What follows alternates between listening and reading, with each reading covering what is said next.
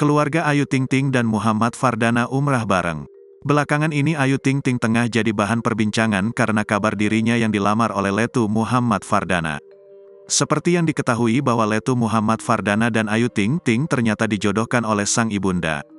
Umi Kalsum dan ibunda Muhammad Letu Fardana bertemu di Tanah Suci dan akhirnya menjodohkan anak mereka.